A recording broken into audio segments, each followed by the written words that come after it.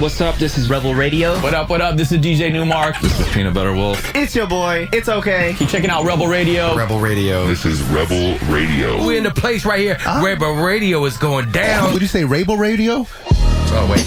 Let's do it again. Rebel Radio. What's up, Rebels? Welcome back to Rebel Radio. Today is another episode of our Artwork Rebels series in partnership with Guerilla One. You'll hear my man Eddie Donaldson co-hosting with me. We got a great show today.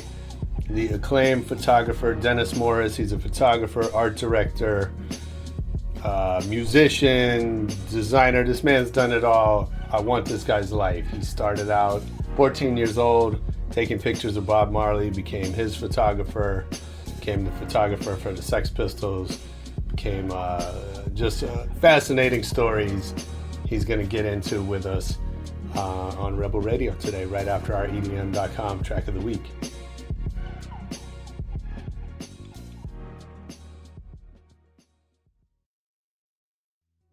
I got it. They said about the big coke classic. I'm dropping bodies, leaving closed caskets. AI with the practice, got the flows mastered. I am not a slave, I got no master. I don't owe answers to no one, I do whatever I feel. Yeah, that was Jay Mays with Everything Lit, the EDM.com track of the week. If you like that one, get over to EDM.com, check out new music. And right now, let's get into it with Dennis Morris. I'm about to give them real until it resonates. Then flood the fucking city till the levees break. I'm about to get it booming now. Let's talk about you first and how you got started. So even before the photography, do you remember the first record you ever bought? First record I ever bought, I think, would have been Eddie Grant and the Equals. Black Skin, Blue-Eyed Boys. Yeah. And I remember seeing it on, there's a program in England called Top of the Pops. And I remember being at home and sitting on the TV religiously on a Thursday. Every kid watched Top of the Pops. Sure. And sitting there, and they announced, and at number one is Eddie Grant and the Eagles, Black Skin, Blue-Eyed Boys, and he walked on stage, and there was this black guy with a blonde afro, and I thought, wow, who the is this? You know what I mean? Like, I just couldn't believe it. Yeah. And then he went into it, and I thought, wow, I want to be a part of this. I want to be, you know what I mean? Yeah. So I rushed out and got the record, you know? I mean, that man was like, was way ahead of his time. Sure. Really was. I mean, absolutely. Broke all kinds of, records in that way. Yeah. Very influential. He's interesting because, in the States, really, we only know of him from Electric Avenue. Yeah. But obviously, he had a quite a thing going. Yeah, but he had went through quite a trip, really, because like years later, I'm on my way as a photographer. So I used to be pounding the roads in around Soho in London with my portfolio trying to get work. Yeah. And I used to see him, and I said, well, was my hero, Eddie Grant, when I was a kid, and he used to see me, and I know he was thinking, like, that black kid that looks like he's up to something, you know what I mean? And eventually we spoke, and he told me basically he had like 4 or 5 number one records. And got totally ripped off. Yeah. And he spent those years when I used to see him fighting to get back his the rights to the music, and also the publishing. Sure. Eventually he won, and what he did was, when he got it all back, he then set up, he bought a house in the East End of London, huge house. In the basement he had a recording studio, then he bought a pressing plant, he had his own publishing company, and then he came out with Dun Dun Dun Dun, and he owned it all. Nice. Because he learned his lesson. So Amazing. he bought the pressing plant, pressed his own record, had a van distributing the record. I mean, Yeah, and if you could do that and have one hit, you're set. Yeah, and he coined. I remember him telling me once that basically when it was so big, he was doing something, doing a tour in Romania, and they couldn't pay him. So I think in Romania they had gherkins. So he got paid in gherkins, and then set up a thing to sell the gherkins in Europe. Yeah. Oh my God. Yeah. Very, very smart guy. Yeah. Very, very, very clever man. Amazing. Very, very clever man. Now lives in where is it? I think it's Barbados, in the Caribbean island. Yeah. Got a studio there where the likes of Sting and everybody goes in. That's to cool. record, yeah. So tell me how you got started taking pictures. Yeah, so I was a choir boy in a church in the East End of London, and the church had a benefactor, a man by the name of Donald Patterson, and he was an inventor and manufacturer of photographic equipment. He invented the self-loading spiral, which is a breakthrough in photography, and made a fortune out of it. And he wanted to put something back into the society, so he got involved with his church in the East End. And one of the things he did, he created a photographic club for the choir boys. And when I was 9, I walked into the dark room. One of the older boys was in there, and they had this thing which was, I didn't know what it was at the time, but an enlarger. And I was standing behind him, and I saw him pick up a piece of paper, put it on the enlarger, switched on the light. Image came down on the paper, counted for a few seconds, took the paper, put it into this dish, rocked it. And I looked over and this image came on. I thought, wow, magic. Magic. This is me, and then put it into the fixer and then switched on the light. And I just thought, I knew instantly from then that was my life. Yeah. And that man, Mr. Patterson, saw my enthusiasm and I suppose potential, and took me under his wings. And gave me cameras to use. I was using like Leicas and Rolleiflex from the age of like 11, and he used to take me to like museums and galleries and stuff. And I was just obsessed with photography. Like when all my friends were out playing football, whatever, I always had a camera, always taking pictures. If it moved, click. That was it for me. And that's how I started. And I know a great deal to that man. Really, had it not been for him, I wouldn't be here. It's amazing when you know from the beginning that's what's calling. But when you see it and you get involved with it, you have a football in front of you, you kick it, and it goes where you want it to go. You think, well, yeah, you know what I mean? Or you go like that, and it goes where you want to go. You think, wow, this is it. That's how it starts. That's amazing. Yeah. So wait, how'd you guys meet? Eddie, welcome back. Thank you. Excited to have you. I think this might be our 6th show together. Possible. Something like that. Yeah. Many more to come. You always bring the best people. Right. Thank you. So yeah, how do you guys know each other? Eddie and I met through Known Gallery. We met through Casey. Casey, yeah. Eclipse, 7 Footer. Nice. And like everything in my life, we just clicked and been putting things together since. I mean, obviously, I'm a huge fan of his work. Yeah. The talent is like, outrageous. Yeah. And I like to surround myself with successful, talented people. So I kind of was like, hey, can I be your friend? He was like, sure, why not? You're the best at that. Yeah. And now we got a couple things cooking. The Barker Hanger show with Jim Evans. Yeah. I introduced them, and they are working on the show, which you're going to moderate a panel. Yeah, moderate the discussion. Yeah. So yeah, it's like 1 step forward, 4 steps forward. That's awesome. So digging into your story, what I read is you met Bob Marley when you were 14? Yeah. Again, I was this kid who basically was this black kid who never really fit into being a black kid and never fit into being in a white circle, never fit in anywhere basically. I was just out there on my own. And so I was into music, and I read that Bob was coming over to do his first major tour of England, and he'd signed a deal with Island Records, and basically they wanted to break him into the rock market, because Bob was really known within the sort of West Indian circle. Yeah. Wasn't really known outside of that so much. Sure. And so I decided I wanted to meet him. So I didn't go to school that day. I went down to this club called the Speakeasy Club and waited. Eventually he and the rest of the Wailers were turning up to do their sound check, and I walked up and said, "Can I take your picture?" He said, "Yeah man, come in." So I walked in with him, and they're setting up, doing their sound check, and I'm kind of clicking away like I'm knowing what I'm doing and stuff. And I think he kind of thought, well, this kid, he's got something going for him, Yeah. And so during breaks, he would ask me what it was like to be a young black kid in England, and I was asking him what Jamaica was like, because I left very young and very little memory of it. And he was telling me all these stories and stuff, and then he told me about the tour and said to me if I want to come along, and I said yeah. So next morning I woke up, packed my bag like I'm doing sports. At 14? Yeah, went to the hotel. In those days there was no tour bus, it was like a van with some seats, And got in a van, And there's this very famous picture, iconic shot of him where I'm sitting like one row behind him, and he turned around and said, "You ready, Dennis?" I said, "Yeah, man." Took that shot, and the adventure began. Yeah. And what was weird about it though, it was a winter, and they never really came prepared for the winter, and they hated it. There was no ITO food, which is like equivalent of vegan, and so that never existed. They couldn't stand the cold, and then basically when the gigs at Island had put them in like places like capacity 2,000, but no one really heard of them, you know, in those areas like outside of London. It's like 200 people turn up.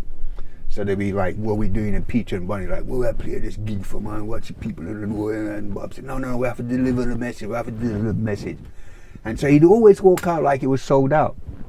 And then one morning, about the fourth day into the tour, they woke up and it was coming down with snow heavy, and they wanted to play football. And they opened it and I said, "Look, why not?" So I said, "It's snow." "What do you mean snow?" And Peter Bunny said, "Yeah, man, this is a sign from Jah. We have to leave Babylon right now." and they were like, I said, "No, it's snow. Snow you talk about, snow, man. Babylon this." And they went back. Wow. Yeah. And That was it. That was it, you know. And Peter and Bunny, they refused to tour. And about 3 years later, Bob came back without Peter and Bunny. And at that point, it was the I2. Rita and Marcia, and played the infamous Lyceum gig. I'd left school trying to get work as a photographer, so I got in touch with Island. I said to him, yeah, you know, Bob remembers you. So I got my photo pass. So I'm down there in what they call the photo pit with all the top rock photographers, you know. But I had one thing over them. I knew how he performed, so I had kind of positioned myself, you know, because every singer has a way of one side of the mic. So I got myself at the right side of the mic, and he played the gig of gigs because he knew that was his time. He knew, and he came back with a vengeance. And man, the Lyceum, I think maybe 5,000 people, but there were people climbing on the roof trying to get in. There was one time when it was so packed and so hot in there, the sweat went up, hit the roof, came down like it was rain, and they'd rustle, "Jah!" I mean, there was magic going on in there, and he stepped out there and boom, and wow. I'm back. Yeah, Took it apart. That'd be amazing to see that. Yeah. Sure. Even And then- now, but especially when you're that young. Yeah. Sure. And then what happened was now, every music paper got in touch with me and said like, "You know." So I got the front page cover of Melody Maker, Time Out magazine, and that was how I got into rock. My ambition was never to be a rock photographer. I wanted to be a war photographer. Is that right? Yeah, I wanted to go to Vietnam. You know, for me that was real photography. Sure. But as I said, my influence is reportage, and I took that into rock. So all my photographs from Bob, Sex Pistols, whatever, they're studies. You know, even on stage, there's studies. I'm waiting for that defining moment. You know, and that's what reportage is about. It's that defining moment, and that's what I was able to do. How do you know that when you see it? It's a thing they call a third eye, and you wait, and you see the thing about, again, like I say, I see myself, I'm like a sniper if I'm in the military, you know what I'm saying? Because you just get that one shot if you're a sniper, because if you miss from that one shot, they know where you are, then they take you out. So like for me in photography, I'm just waiting, I'm panning, I'm waiting, and then you might, and that's it. Yeah. Always, that's it. Yeah. It's always that one shot. What did you learn from Bob Marley? Ooh. What I learned from, I put it this way, I learned from Bob, when I was working with the Sex Pistols, I learned how to kick down the door and take what you want. What I learned from Bob, spirituality and grounding. So when all the chaos was going on around me, when the pistols and everything else, I always kept myself together. Yeah. You know, that was what I really learned. That's probably not an easy task. Yeah, and also how to hold yourself as a black person within a, you know, and a lot of, you know, not just black people learn that, white people, everybody learned that from Bob. If you was into his music, you learned how to hold yourself and how to be present when you walk into a room and you see people and you're the only one or whatever. You hold yourself high, you walk strong. Lie in order. Yeah, lie in order. Yeah, exactly. That's right. Yeah. Well, you talked about clicking with Eddie, sort of clicking with Bob. What do you think that is that allows you to do that with people? It's one of those things that you learn that through, again, from being around someone like Bob, and you always know when you're next to another strong lion, like-minded. You just instantly know. So you roam together, you move together. The thing also that you learn is you don't have to hang together 24/7 because you know he's there. And when the right time comes for something, you pick the phone up, or then maybe, hey Eddie, what are you doing? I got this idea. Or Eddie says, hey Dennis, I got it, you know what I mean? And then there you go. You don't need to be constantly, you know what I mean, that kind of vibe. The connection continues. Yeah. Yeah. Because it's on a spiritual, esoteric level versus a physical level. Yeah. A lot of people think you got to be up in each other's face all the time in order for that friendship or that relationship to be strong. Sure. Exactly. Yeah, I mean, I think especially in business, and we're in the business of art, there's an assumption that it's the other way, right? That everything is about an objective. We're trying to make a deal. We're trying to finish a project, right? That everything is sort of calculated. Yeah. Well, it's basically based like in control. For me, it's like as a producer, it's about control. You think you got to have your hands on everything at all times in order for them to be successful. Yeah. But if you just kind of let go, it just works. Yeah. You let people do what they're doing. Yeah. And that's a lesson I'm still learning. Yeah, so how let's talk about you for a second. So how have you learned to do that? I mean, I get it. We're all still learning that. Well, currently today, I'm doing a lot with Muggs Yeah. from Cypress Hill. And, even though his demeanor is very big and strong, his approach is a little softer and a little bit more trusting. So it's kind of weird when you get in a room with someone like that who's like the big lion, but he's not trying to eat everything on the table all the time. He's kind of just letting things happen. So I'm learning that touch now, because you know me, like I'll call you 9 times in a row in the morning trying to get you on the phone because it's urgent, right? Even though it's not. So that's kind of today's teacher for me at this point. Yeah. But also it's like when you stress and you stress over the outcome, and the outcome's not going to change, but you stressed. So I've seen enough of that. I guess it's experience. Yeah. And then also working with you too. I mean, I always say it like, Josh is, me and Dennis doesn't know this, me and Josh used to work together in the marketing company, and Josh was kind of the head of the company. Right. And I'd always run down the office with these great ideas. I got this great idea. I in my room, in my office, it was the greatest thing ever. But as I got closer, I start to get a little bit more realistic about what it really meant, because I had to pitch it. And then I'd walk out of the room knowing that it wasn't the greatest idea in the world. It was a good idea, but it wasn't the greatest idea. Yeah. So it's like, your perspective's not the only perspective. It's funny you say that, and that's one of the things I love about you, that you, as much as you have a big personality and you'll call somebody 9 times, you can be as aggressive as anybody I've ever met, but you also seem to learn from everybody that you work with. Yeah. And that's big, and I think we all need to pay attention to that. Very much. I agree. I mean, I think for me, growing up mixed, I mean, you touched on how it was difficult for you to kind of fit in or whatever. I had the same thing. I went to private schools. I was one of 3 black kids in an all private Episcopalian school. And I wasn't quite white enough, but I was the cool black kid. And the black kids, I was too white. So I think for me, I was always sponging, to try to figure out what I needed to do in order to chameleonize myself to that environment or that situation. And I kind of transferred that to business, just naturally, obviously. So what is it about that, about, you not fitting in? I think you could look at Bob Marley as an example of not fitting in. Well, I think certainly John Lydon. I think that the key to Bob really was, as Eddie was saying, really, is that with Bob, he grew up in Trenchtown. His father was white, mother was black, and in Trenchtown is only black, nothing light, and so when he was growing up, he got flack from both sides. Was never black enough, wasn't white enough. And so for me, I always say the key to Bob's success was that basically his songs were never for black people or for white people. It was for people. People who felt oppressed in every shape or form. Yeah. And that's why people gravitated to him, because they could hear it in his songs, in his voice. That was a very unique thing about him. Yeah. In a way. So let's talk about the Sex Pistols. Yeah. I think in in some ways they couldn't be more different than a Bob Marley, and in some ways they're obviously they're both rebels. They were both. I mean, as I said, I was this black kid growing up in that time, and so the Pistols basically represented the youth of England. Yeah. Black or white, but there are very few black kids who were into it.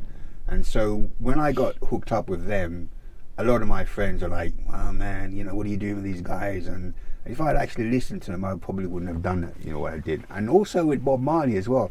If I listened to a lot of my friends, black friends as well, I probably wouldn't have been. Because, see, the thing is, what people don't realise, within West Indian society, having locks was like the lowest of low. Yeah. And so Bob came out of Trench Town and he made it the highest of highs in that sense. So for my black friends, like, and people deal with them Rasta people, it was really...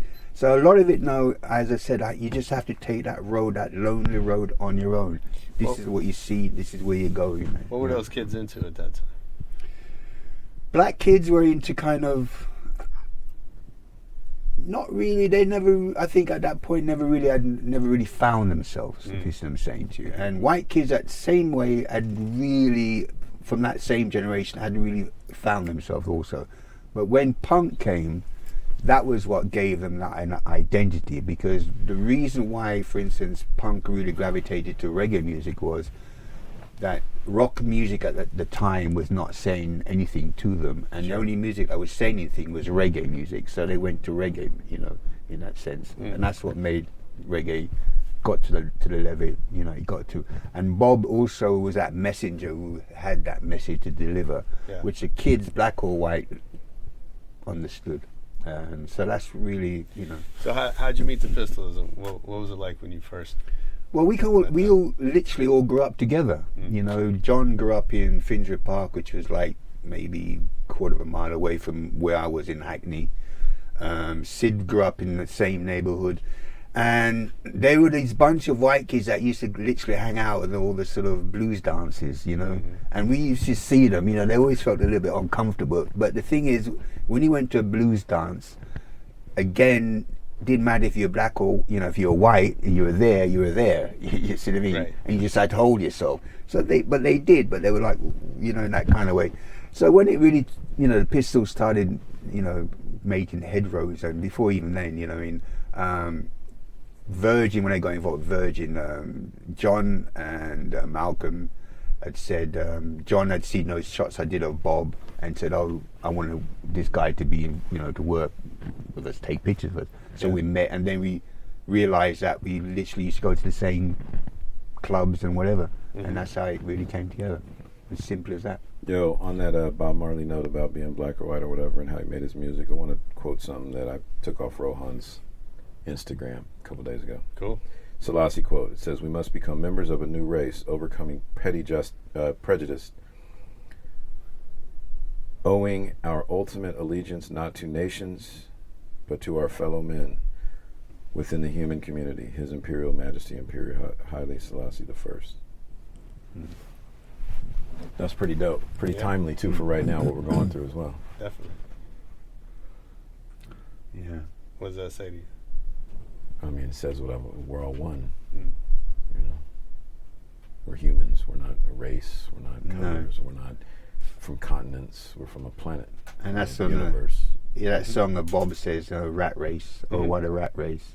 You got the dog race. You got the horse race. You got the human race.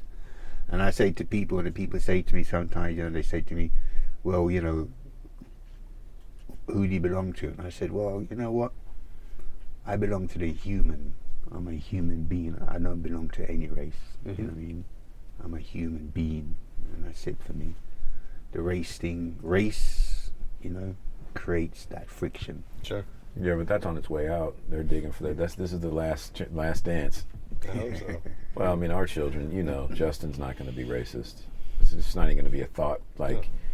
I'm hoping that it's not even going to be an idea that pops up in his head or in his... Oh, but that's because we don't give our kids the opportunity for that, right? Because we don't present the world to them in that way. That's what I'm saying. But not everybody is. But there's not enough look of around us, the country, around the world. Yeah, but it's like we're a minority. But it's like me, for instance, my life. At 18, I'm gangbanging and fucking, that's the only way I know is getting over and taking more and being an asshole, right? Then you start to evolve. Evolution is we're all evolving. So whether it's in the home, but society's evolving as well. And you can see how weird people like Donald Trump look to the general population right now. Sure, there's a whole bunch of people that are still trying to hold on to that kind of thought process, but it's real slippery, and it's very transparent what the results are from that, individually and as a society. So when Justin's in office somewhere, if that's what he chooses to do, his whole philosophy is going to be what leads the generation after him. Right. There's no chance for it anymore. It just doesn't make sense. Yeah. I mean, I saw something where it said everyone's going to be brown by some year because of just everyone getting together and being multi-race. But I think but we were all brown once, and then when it all came, and then some went to the cold thing, and then it became lighter and lighter. Yeah. So we're all gonna be just like me, high yellow, pretty soon. See, I'm the future, light skin. I mean, I think it's interesting because, that is a universal truth, right? That we're connected. We are all one. At the same time, you talked about it earlier, coming to LA and you got to find your tribe or your clique, right? That in doing that, you end up shutting other people out, right? And I think that's also a universal truth, is that we want, we for whatever reason, we end up identifying with people that look like us or that are from the same hometown as us, and we have these, that's how sports works. There's people that, they have an allegiance to a city just because they live there. But also, I think that as well, travel is a great education. You know, when people, once you leave your thing and you go to, like, say, you've been brought up in LA in the hood, as you call it, and then you go to, like, let's say you go to China, and you're being told Chinese people or whatever, and you go there, and you suddenly see how these people are treating you really cool, and you suddenly think, oh, this food's actually quite nice, what I mean? And you think, like, they're all supposed to be living in rickshaws or whatever it may be, and you think, like, you look up and think, like, wow, look at that building, and you suddenly you realize that, wow, it's all been a lie, and you come back in and you're like, and then you meet the Chinese girl and, like, and then you're like, whoa, she's sweet, and, like, you know what I mean? Yeah, touring helps with that. Touring definitely helps with that. It really opens you up, as soon as you step out your comfort zone. That's right. Boom. Yeah. Same time, boom. Jinx, show me a soda. Yeah, absolutely. I think that curiosity for what else is out there, and I know for my son, just we take him all around the world and try to show him that our way is not the only way, like you said. Yeah, no doubt. And that we can borrow from everywhere. Yeah. I mean, it's kind of strange as well because a lot of black people, what they don't realize is this: when you go to Africa, you may be black, like an African man, but the only thing you have in common is your skin. Right. Its culture is so much different. Yeah. You know what I mean? And once you kind of get your head around that, you kind of realize that we are all the same, but what you have to understand is it's the cultural thing which is different, and then you have to get your head around that cultural thing to realize that basically this culture is how these people are. You know what I mean? And once you can accept that, then it makes you that much closer in that way. A lot of people think being black and everybody's black means that it's the same. We're not the same, really. I mean, skin wise, but culturally we're far apart. Yeah, of course.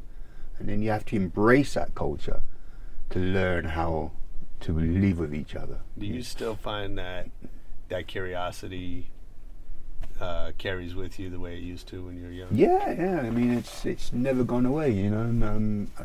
As I grow more, then I get more curious about it all. Yeah. Yeah. So you were talking earlier about getting. You said you did quite well as a commercial photographer, and then you kind of came back to the art. Is that?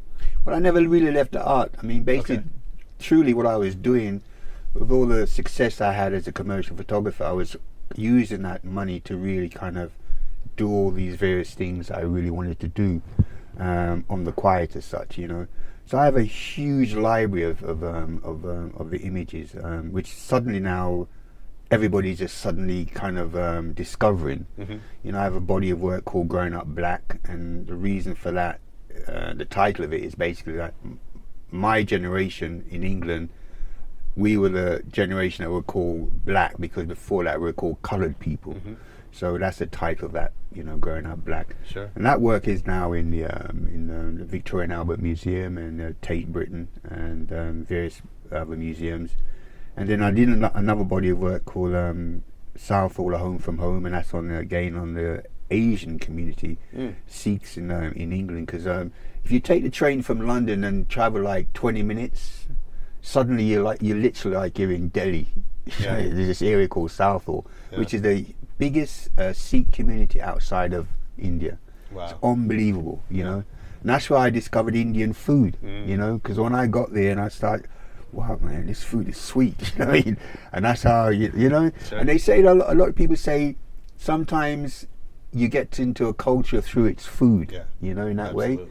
And I learned a lot about the, you know, the Indian Asian community in that way. And so, yeah, what can I say? Yeah.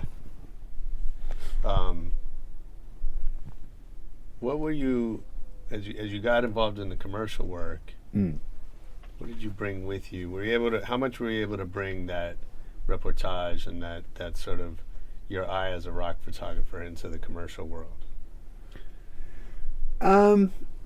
It was always a bit different, and it was always a bit difficult, because I remember once I had to do a shoot with a band called The Sweet, and I turned up and I could hear them, fucking hell, it's a black guy.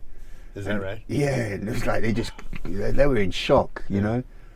But once I took the camera out and started, you know, they were like, wow, is this the future? What, you know what I mean? They just couldn't believe it. So I was always breaking down barriers in that way, you know. And I was well aware of it through Bob as well, you know what I mean? Because Bob always said to me, you know, Dennis, you have to leave a good trail, because whoever comes after you, if you leave a bad trail, you understand? So I was always aware that I had to do the best I could and better in that way, in that way. And it was difficult, but at the same time, it brought out the best out of me. Because I think had it been easy, I probably wouldn't have got the shots I got, you know what I mean? So I had to dig deep within myself to get what I got in that way. Sounds like, I mean, you make it sound easy. No, man, yeah. Were Make there it sound easy, but it wasn't. Yeah. Were there times when you thought about giving up? I used to smash my cameras. Is that right? Yeah, because I know when I used to do shoots sometimes, and I got back, and for me, you know, my bedroom at my parents was completely blacked out with you know, dustbin liners and black plastic. So my bedroom was a dark room, and I built like a workbench. So I was sleeping with all the chemical fumes, you know what I mean, inhaling it all. You know what I mean? And when I took some shots, I used to rush back, you know, and get in there, and you know, and then I got it. I knew, you know. And if it wasn't there, it was like, oh, it'd be a mental breakdown. Like, you know, man, wow, destruction. Yeah, but it was fun. But really, it was really hard, because again, I remember seeing that film on Basquiat, and there was that scene where he turned to Warhol and he said, I don't understand why they don't understand my art. And Warhol turned to him and said, you have to realize in the history of art, there's never been a black painter that's been revered. And it was the same for me, you know. When I ever turned up, it was like, oh, really? But you know what? It actually really worked for me. Yeah. Because the beauty of it was this, they never took me seriously. And because of that, I ended up with, I owned all the rights to my work, because they never wanted me to sign it, because they never took me seriously. Yeah, that's great. And I was sweet with that, you know. That's amazing. Because one of the key things Mr. Patterson told me, he said, Dennis, copyright and ownership of your work is very, very important. So whenever I was like, okay, I'm good. And they said, pay me less, I'm sweet. Yeah. So you know what? I own everything. Wow. And so it really worked. It really worked for me, you know. And I was like, I'm happy with that. Sure. Cool. And just moved on. That's great. And now they see me, and I know there's certain people out there thinking, never thought that fucker would do it. Jesus Christ, you know, is it all, you know? And I look at them thinking, yeah. And that's the Eddie Grant lesson, isn't it? Yeah, you know? Yeah. That's cool. I mean, I always, you know, sometimes you talk to artists or business people, and what they want is to be recognized and respected. And I always say, like, there's an advantage to being underestimated. Yeah. Like, I'd rather people think that guy, he's nothing. We don't have to worry about him. Yeah. I'm learning that right now too. Because you can fly under the radar, Trust right? me, I'm and get learning stuff that. done. Yeah. I learned that with one of my businesses. I won't say who, but you know, I'm sitting in these big boardrooms and I'm running around trying to scream who's behind it and how much money we got, and they're like, shh, kick back. Yeah. We don't want nobody to see us until we already got there. Yeah. That's right. And I'm like, okay, I guess you're right. But that's a lesson. I mean, you have to, you know, I think it's only natural to say, wait, you know, pay attention to me. I'm just as good as these guys, right? And to feel like you need that respect. I think that's yeah, but as a marketer, it's hard for us to keep our mouths closed Yeah. because we're always trying to gain attention, for sure. garnish eyeballs, or you know, whatever. But you know, in reality, sometimes it's best to just sit up and. Yeah, I mean, I'm always saying that to my daughter, you know, it's like, you know, I'm saying to her, it's a long road, you know, just take your time. Yeah. You want to be there in 50 years' time, you know? Right. Because, you know what, it's kind of weird when you look at Smokey Robinson's still alive, Michael's gone. Yeah. Michael was like 30 years younger than Smokey, you know, because that trying to just keep doing another Thriller burnt him out.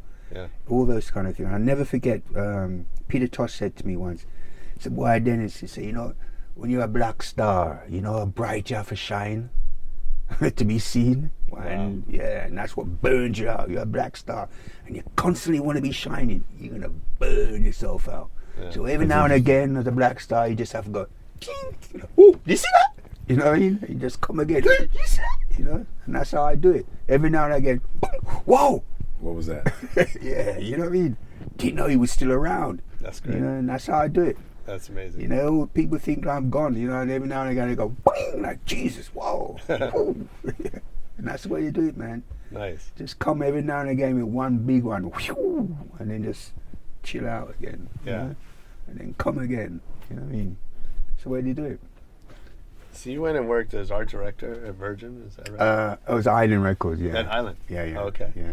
And so was that, was it hard to make that transition? You know, in everybody's life, you can look and you can see. That was one move I made which I should never have done, really. But I learned from it, but I should never have done it. What did you learn, and why should you not have done it? Basically, what happened was Island was going through a really bad patch, and I had that success from working with Public Image. I'd created a logo and did all the album covers and stuff like that. And so I got a call from Chris Blackwell, and I went in, you know, saw him, and he said, "I want you to work at Island." And I'm like, I'm not, you know, there's nothing on the label, nothing interests me. And he said, "Well, what is that?" You know, and I said, "Well, there's this guy called Linton Kwesi Johnson." I said, he said, "I never heard of him." And I said, "There's this girl band called the Slits." I'd never heard of him. And he said, "I'll tell you what," he said, "if you come to the company as an art director with an A&R capacity, you sign the bands that you like and you oversee all." Wow. And I thought, "Oh, that's a good gig." Yeah. And then he put down this piece of paper, the money, what he paid me, and I thought, "Whoa, really?" And I thought, "Well, that's a good one." So there, I took it. Yeah. So now I had an office, and they said, "How do you want your office?" And I said, Wow, I don't want my office. So in those days, there were like 3 TV channels. Uh-huh. So I had 3 TVs. Nice. You know, biggest TV could get, one for each channel. Those were not flat screens either. Those No, were, yeah, those are TVs. yeah. And I had the biggest hi-fi you could get, stereo, and I'd just be sitting in the office all day, no workbench or anything, just smoking the weed and just getting the ideas and stuff. And they used to have these meetings, you know, and I remember once the managing director said, Dennis, it's come to our notice that when we have our meetings, you're the only one, you never have a pad or a pen. I said, yeah. He said, well, you know, we all have pads and pens and take things down. I said, yeah, but I always remember everything, don't worry about it. He said, but you know, we've got this album cover that you have to do. I said, yeah, don't worry about it, I've got it, you know. And lo and behold, when time came, and I went, wow, it's fantastic. They couldn't believe it, you know. But then it kind of dawned at me. They were kind of, and then there was this other thing they said to me, like, so what company car would you like? I said, oh, company car. I said, can I have a Porsche? They said, yeah. But then I realised I couldn't drive. So, you know, I couldn't drive. So this Porsche was there, you know. So I said, actually, guys, you know, I've changed my mind. I said, what I'd like is if you just, so that every morning I just pay for a car to pick me up and, you know, take me home where I want to go. Yeah. Oh, okay. You know, so I had all this thrown at me and everything.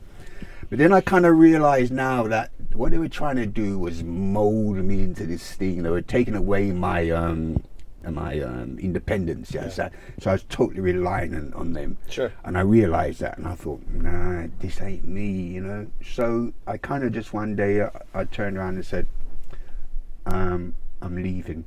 And they said, what? I said, yeah. And they couldn't believe it. Yeah. And I had to do it. I knew I had to do it. So I walked away from it. What was the moment that you realised that? Well, there was all kinds of things that was happening. I mean, some crazy things was going on because I was the only black guy working, believe it or not, in Island Records, which was a, you know, a black supposedly label. Sure. And that's so there were things I remember started happening where, like, I'd walk into my office and say the stereo was over there, and my sofa's over here, and then I walk in the next day. My sofa's over there and the stereo's over there. And so I go to and said, my office been without? No, you know, no, everything's fine, you know. So, okay. Next time I go in and the stereo's over there, and, you know what I mean? So they were like trying to drive me mad. They just wanted me out. They wanted me out. Yeah. And I realised it. They wanted me out. Yeah. And it was a bit of like, is it Dave Chappelle, you know, when they gave him that offer, and he realised that basically if he took it, they were going to own him. The trap. And I realised, yeah, man, because they're gonna mess you up. So I just said, you know what? I just turned my back on it. Nobody could believe it. Yeah. No one could believe it, you know. And I think luckily I did that. You know what I mean? I just went and continued what I wanted to do. You know. Sure. Blackwell was furious. He couldn't believe it. Jesus. What was he like to work with? Brilliant, man. Yeah. Absolutely brilliant, man. I will say one thing, it was never him. He really, really believed in me, but I don't think he realised the people he had working within his company. Because he was a Jamaican, a white Jamaican, so he was totally used to being around black people. Yeah. But the people within a company, they just couldn't handle the fact that he was taking the company from being what it was, a rock company, into a black music company. And they just couldn't handle having to look up to these black artists, you know. And so it was all kinds of things. That was, I think, literally was the downfall of Ireland in the end. You know, where he wanted the company to go, he never had that in the people inside the company that really wanted to go in that way. And he really came, you know, with its downfall. Yeah. You talk about, I've read some stuff you talked about, everybody has a mask, the way they present themselves, and that you're able to get past that. What does that mean? How do you do that? Well, like, for instance, sometimes I do sessions, I'd occasionally, sometimes what I would do, I'd play a game, like, you know, I'd be sort of, they'd be like if I'm in a studio, and if I work in a studio, I'd always set up the studio, because I always look at it this way, that there's only one sun as such. So if you're outside, that one sun can give you, if you know what you're doing, every shape, form, whatever, in that sense. So if I'm in the studio, I'd literally sometimes just have one light, and I'd just work with that one light. And so then sometimes I'd be, you know, playing my camera, and like like I don't really know what I'm doing, you know, and they kind of like thinking, oh, you know, seems like he's learning kind of thing, you know. Yeah. And then like I'm that messing Columbo around, thing. yeah, and I'm messing around and kind of stuff, and then like, you know, and without them knowing, it's like I'm doing shots, you know, and then Sure. sometimes I say, okay, finish. Let's say, oh, what, you started? I said, yeah, I got it, you know. Oh, really? I said, yeah, over, in that kind of way. So process sometimes just making people feel at ease with themselves and forget about the camera. Because the minute you start picking up that camera and start doing all that big camera thing, they think, oh, I'm being photographed. People gotta you pose. know, whatever, you know. Yeah. You just got to break it all down and just say, hey, it's just me and you, you know, and that's how it is.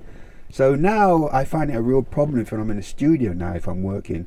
There's 20 people in the studio and I don't know what they're for yet. The stylist has got a stylist. Right. The makeup artist got a, you know what I mean? I'm thinking, what's going on? Everybody has Which a then makes that person feel like, oh, I can't be doing jammed this. up. You know, because like, well, you know, everybody's watching, you know what I mean? Yeah.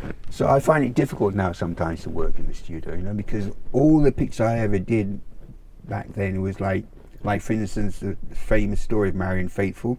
When I did that shot, I just got the gig at Island Records. They just signed her, and they knew they had an album, the record, you know, the tracks and everything, but they wanted a cover. They tried David Bailey, couldn't get it. They tried Clive Harris, but they tried all the top photographers.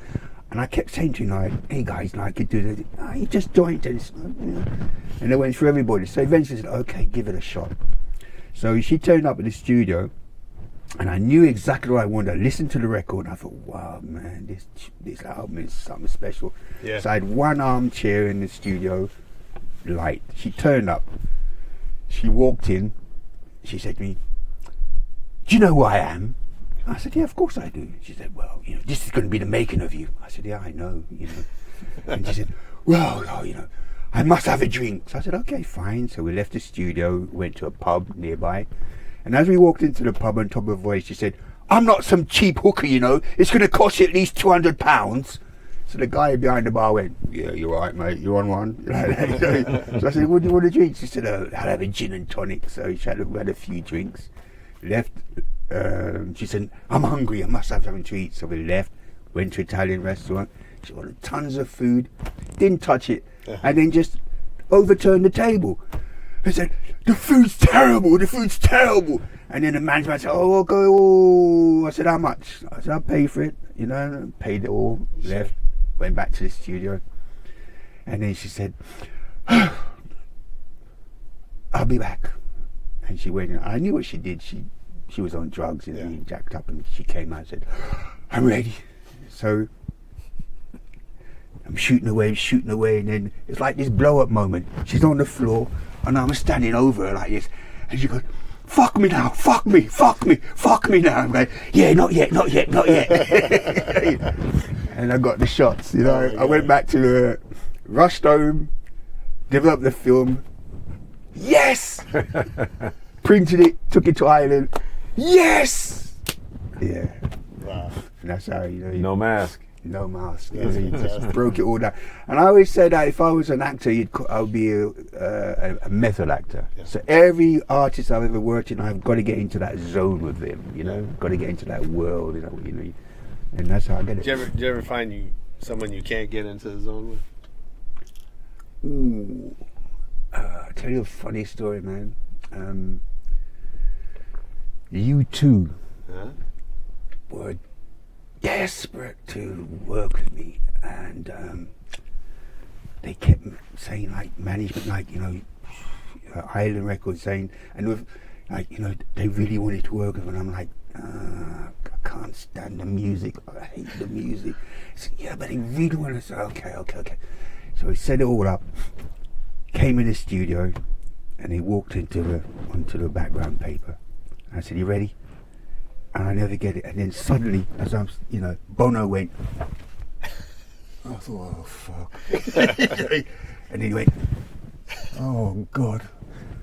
And I just said, I can't do this, guys. And I just walked out. Oh. Wow.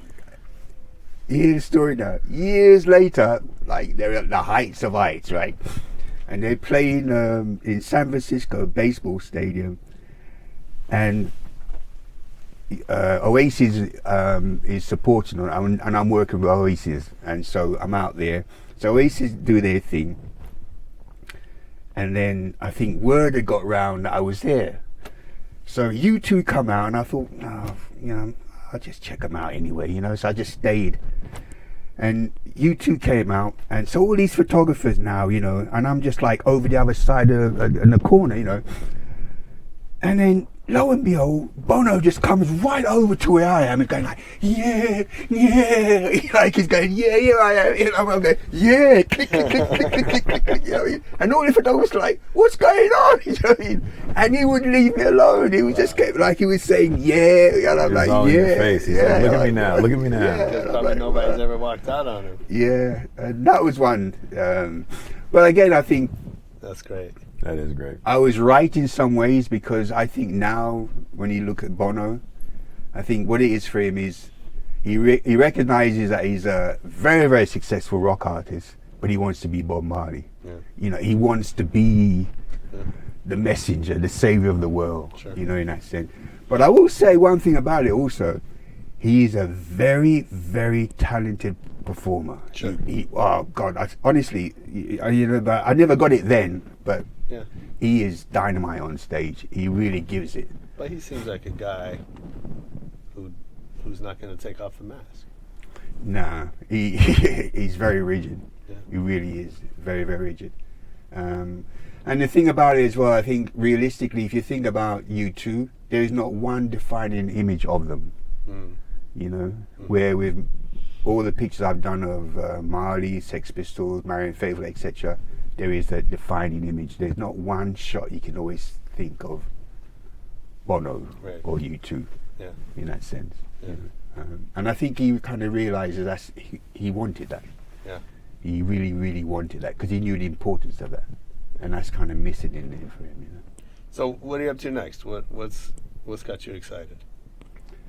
Well, everything gets me excited now. I mean, I'm excited being here. Yeah. Excited talking to you all.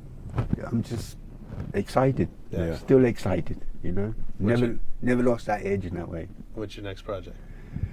Well, I'm doing this show at the Pop Art Fair, the Barker Hangar. Then I'm doing a show with Marianne Faithfull. I'm trying to bring her over actually. Oh, cool. For the show. Nice. And so I'm doing that in the Marianne Faithfull show is in November. And then I'm doing a show in Tokyo in December on Patti Smith. Oh, nice. Yeah, who I worked with. And so I'm doing a lot of clothing as well. Yeah. Design all kinds of stuff. Oh, cool. I'm actually doing a line of glasses as well, which is, everyone always says to me like, oh man, you always wear the coolest glasses. And they'll, you know, so Might as well make your own. yeah, so that's what I'm doing as well. You know. Oh, that's great. Yeah. When does that come out? Early next year. Yeah. Yeah. Is that the first time you've done products? In terms of glasses, yeah. Yeah. Yeah. Never done that before, but I'm really excited about it. I think people are gonna be cool. Gonna really like them actually. Yeah. Because everyone keeps saying to me, man, you should, you know, you always wear the coolest glasses. And what I do is, or my wife and I, we basically go around looking for frames, and then we customize them. Mm-hmm. You know, like these, for instance. These frames, I got them in Japan. And they're actually for gaming, but they're Grandmaster game, and everyone who are into games like, wow, man, you're the Grandmaster. I said, yeah, you know what I mean? I don't do games, Sure. but they all feel like, wow, he's the Grandmaster. You're like, yeah, that's why I got him, you know what I'm saying? That's hilarious. Yeah. And do you shoot young artists today?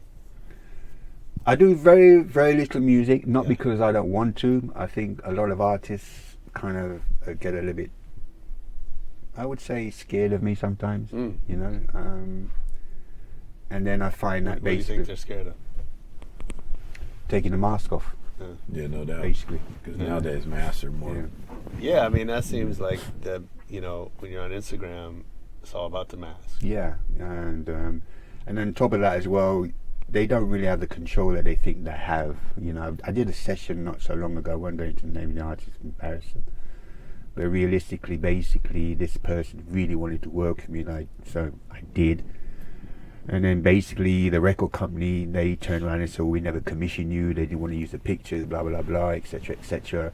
And then it all went into a very sort of strange way, and I just kind of realised, this ain't really how it works anymore, you know what I mean? Sure. So realistically, it was really quite weird, really, because what happened was the images I came up with, they just thought, well, it's not the image that we want. Right. And then lo and behold, X months later, another artist who saw those images thought, oh, I like that, and then started using the same kind of image, you know, and that same artist who I was working with, I think, realised, like, God, I was stupid in that way. Should have used it. Should have used it, you know. Sure. But they didn't want to go against the record company, you see, Yeah. because they felt if they did, they'd probably lose their position, you know. Yeah. And so you're in a game and a business where you really have to stand up for what you believe in, you know, musically, artistically, you know. And if you don't, then you'll get molded into something that they want from you. And then once that's over, you're finished. Mm-hmm. You know, if you stand up for what you want, you create your own thing, you can ride it for much longer in that way. Yeah. And I think a lot of these artists now, they just don't, you know. Yeah. It's all record, you know, the labels just do it. And a lot of creative forces now, like people like yourself, are very rare. Very, very rare, and a lot of artists don't actually understand the need for something like yourself, or like for myself, or like Eddie, you know, they just don't really get that, you know what I mean? Yeah. And so they miss the boat, really, you know. Yeah, I mean, there's a machine to the music industry. Yeah, well, it's even on a low level. Me and Trey yesterday went to Container Yard, and we pulled up, and you'll find this funny, maybe not. This girl's dressed in this cute little outfit with slits everywhere, and she's doing a photo shoot by herself, though.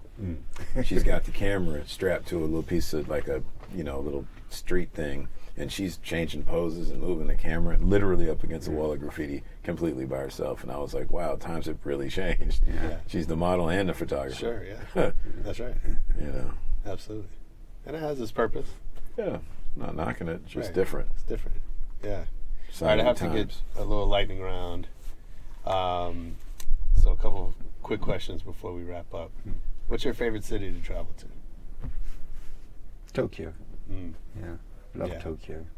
me too. LA is great. I love LA as well. Sure. But Tokyo has something on another level, which is like once you're there, once you land and you step in there, you just like it's like being in Blade Runner. You know, it's just like another world. You know, It's the future. yeah, wow. Yeah. It really, you know, totally on another level. Yeah. And it basically it's sort of, it's like you just plug something into your brain, you just get another blast in your brain, you just like feel refreshed, you know. Sure. Yeah. Yeah. Well, I know London has a lot of great DJs. Who's your favorite DJ? DJ.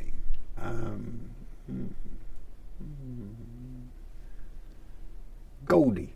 Yeah, I like Goldie. Yeah, I saw you've shot him. Yeah. I think he was very, very innovative. Very, very innovative.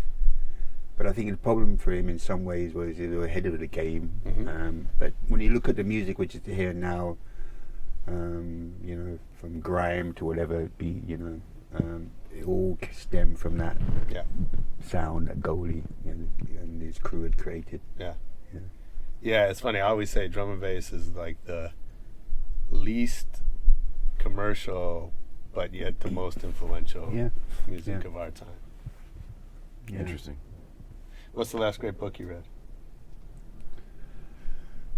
Meetings with Remarkable Men by Gurdjieff, which is a book which is basically, it's not about meeting necessarily millionaires, about, you might come across a guy who's a street cleaner, and you talk to him and the stories they have to tell, Yeah. you know, in that sense. Yeah. So these are very, very, very good book, really good book.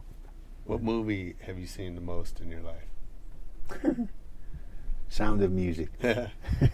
Cried the first time I saw that. and I'm not ashamed to say that. Yeah, It's a great movie. Sure. Great movie. It's got everything in it, you know. Yeah. It's got all the angst. It's got the fascism. It's got the, you know, it's got the love story. It's got it all. It's got it all. It's got the escapism. Yeah. When you think about people going across the borders, it's got all that in there. It's got everything in there. Great movie. Yeah, it's funny you say. I mean, I think today's movies are one or the other. It's escapist, or or it's political, or whatever, but not all together. The hills are alive. Tell me one decision that changed your life forever. One decision. The day I left school and went to meet Bob Marley. Yeah. That was the one that really changed my life. Yeah. Not bad. Put me in a totally different space. Sure. Yeah. I told my wife I was meeting you. She said, "I don't know if Justin, our son's 9 next week." Yeah. She said, "If he's 14, he went and met Bob Marley. Would you let him go on tour?" No one. Well, if it was Bob Marley, I would. Yeah, but he wasn't Bob Marley then, Of course. was he? Yeah, no. He was just Bob. But no one let me go. I just disappeared, man. You know, that's the thing about it. But people say to me as well, didn't Bob think it was strange for you to go? And I say, well, you know what? Coming from Trenchtown, if I was 14 and living in Trenchtown, I'd probably be packing a gun. Yeah. And I'd be looking after the family, out working. So for him, it's like, well, he's it's got a different. camera. It's a different thought process. You know, Sure. you want it? It's you're that there. culture, Yeah. that cultural difference. Yeah, absolutely. I got a lightning round question. Go. Who's your favorite graffiti artist? My favorite graffiti artist? Not sure. All right. If I'm going to be honest about that. Okay. Yeah. Who would you say? My favorite graffiti artist? Retina. Retina, yeah, I would agree on that. You know, So- if you talk about But style, I want to see, but you know, for me, Retina is not a graffiti artist in that way. I think it's higher than that. he's evolved Yeah. as The everything else. definitions But keep evolving, right? But I've never really tell that to the owners of the hotels that he writes on the walls in. Yeah, but that's what I'm saying though. For me, it's kind of it's like the highest of that art form. Got it. You know, in that sense, you see Yeah. what I mean. But I know he's got the sensibility of it in that sense. You know. Absolutely. That's a good question. I might add that. I might steal that from All right. But when It's you a- do, you know, let's make sure it's the Guerilla One lightning round question. Brought to you by Guerilla One. I don't know how I would. I'm not going to answer that question. Well, yeah, I was going to say, who's your favorite graffiti artist? Basquiat. Wow. See, big brain on Brad over here. He's the only person who I lose myself in his photo, in his work. In his work. Yeah. That's true. Yeah. But again, I would put him on the same level as Retina in that way. Yeah, He's not graffiti in the way street we work think of. now, taking it to another level. For sure. Yeah. Complete this sentence. I don't have talent. I have blank. Balls. Damn. That's what you I love need. that. You need to have balls, man, to do anything that you're doing in life. Yeah, Yeah. that's right. So all you need is balls. So if I worked for you, what's something I would hear you say over and over? You ain't getting paid. Oh, gangster. Oh, gangster. I never got paid. That's what I'm saying to you. So if you want to be here, you want to be there, then that's what it takes. You got to do it for the love of doing it. Yeah. And you get paid in a different way. It's not about getting paid in cash. It's getting paid at the fact that I'm giving you the time to be around me. Yeah. And that's what everybody, you know, like with Bob, I mean, anybody like that. I never got paid. It's like, you want to be here? Well, join the gang, you know what I mean? And you're going to get paid. Yeah. You ain't getting paid now, but you're going to get paid a long way down the road, you know? I mean, it's funny you say that because every artist got wherever they got because of the work they did without getting paid. Yeah, exactly. You know, you name it, every single one. Yeah. Never got paid, you know, but got paid on a long way down the road. You know? I heard RZA talking one time from Wu-Tang, and he was saying that he said, you know, we did all this work for free for years and years and years, and then years later, you know, somebody would call and we'd give him the price up front. He said it took him a while to realize that changed their work. Yeah, it's true. I think he still gets his money up front, though. Who would you be most excited to learn appreciates your work?